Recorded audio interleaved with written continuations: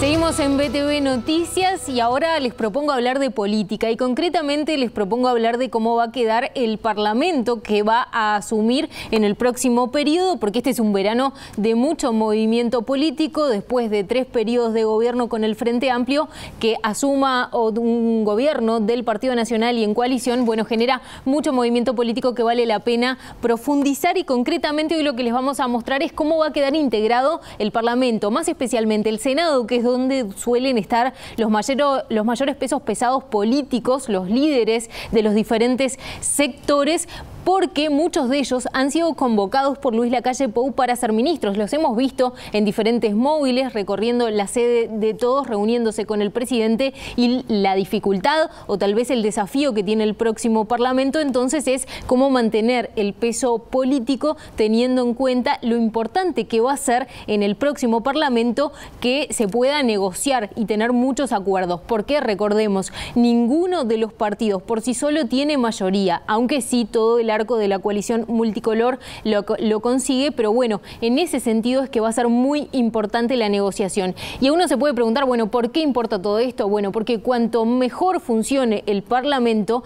va a ser más posible y más rápido que se puedan concretar el paquete de medidas que la ciudadanía votó cuando decidió darle la presidencia a Luis Lacalle Pou. Entonces va a ser muy importante entender justamente quiénes son los que van a estar para mirar con lupa los proyectos que eviten inconstitucionalidades, así como también para asegurarse de que estén todos los votos en sala cuando haya que levantar la mano para aprovechar o para aprobar algún tipo de reforma. Les propongo empezar por la bancada de gobierno, la bancada del Partido Nacional. De las 10 bancas que consiguió el Partido Nacional, 5 van a cambiar porque han sido convocados al Poder Ejecutivo, al gabinete. Empecemos. Luis Lacalle Pou, electo presidente de la República. Por él va a entrar Carmen Aciaín. Es abogada especializada en Derecho Constitucional y ya fue legisladora suplente de la lista 404.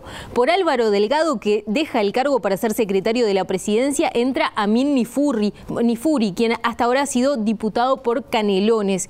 Por Jorge Larrañaga, futuro ministro del Interior, entra Carlos Camí, dirigente muy cercano de Larrañaga del departamento de San José.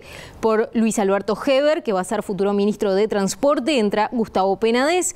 Y por Javier García, por un acuerdo político de su lista, la lista 40, entra el ex canciller Sergio Abreu. El peso político de la bancada nacionalista se ve comprometido de alguna manera cuando son todos los principales líderes de los diferentes sectores y corrientes que han apoyado a Luis Lacalle Pou, que van a estar en el gabinete y no en el Senado negociando. ¿Quiénes van a ser las personas clave en el Senado para todo esto? Bueno, según supo BTV Noticias, ahí tenemos a 3. Beatriz Argimón, por un lado. Beatriz Argimón es obviamente la vicepresidenta electa y la presidenta de la Asamblea General, que está en el Senado y que va a cumplir un rol fundamental de negociación. También Gustavo Penades, un parlamentario herrerista con mucha trayectoria parlamentaria, que en el periodo pasado fue diputado, pero que ha estado en varios periodos en el Senado, tiene larga trayectoria. Y también Jorge Gandini, diputado en varios periodos, que se ha especializado mucho en el tema de presupuesto, pero que además va a asumir en el Senado. En realidad él salió electo diputado, pero va a asumir en el Senado. Ustedes recordarán toda el escándalo que protagonizó el intendente de Colonia, Carlos Moreira, que llevó a que renunciara a su banca. El suplente es Jorge Gandini, que va a asumir en su lugar. Pasemos ahora al Partido Colorado, el otro partido de la coalición multicolor. También va a tener cambios. De las 4 bancas que consiguió el Partido Colorado, una va a cambiar porque el líder de Ciudadanos, Ernesto Talvi, va a asumir la Cancillería. ¿Y eso qué significa? Bueno, que va a asumir en su lugar Carmen Sanguinetti en este caso. Carmen Sanguinetti es una mujer que es muy cercana a Ernesto Talvi, lo ha acompañado y ha sido de consulta durante toda la campaña electoral. Pero por otra parte no tiene demasiada experiencia parlamentaria, está haciendo sus primeras armas a nivel del Parlamento.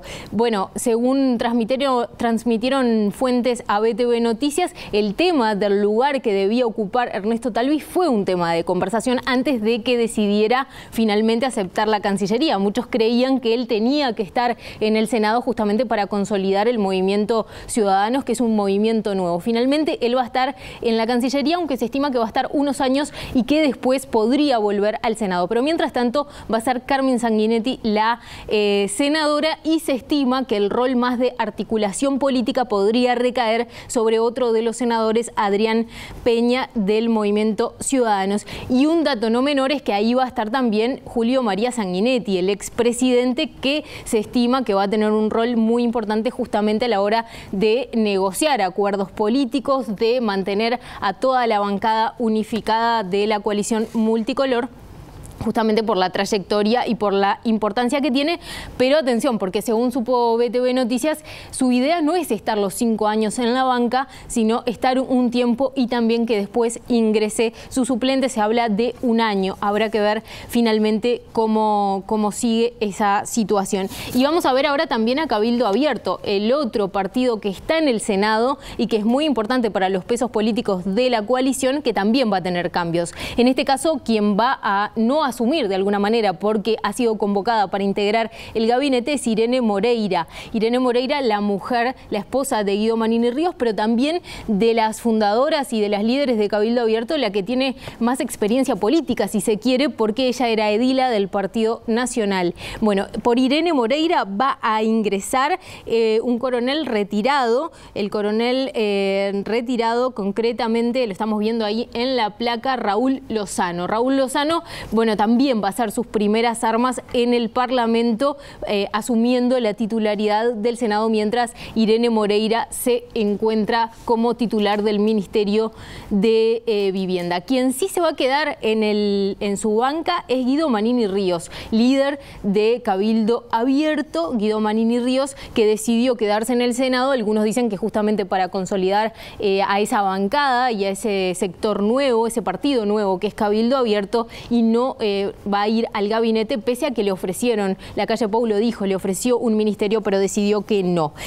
La primera prueba de fuego de todo esto, de este Parlamento que tiene ese desafío que es justamente tener mucha importancia y mucha negociación, aunque muchos líderes políticos no van a estar, bueno, va a tenerla con la ley de urgente consideración, de la que tanto se viene hablando.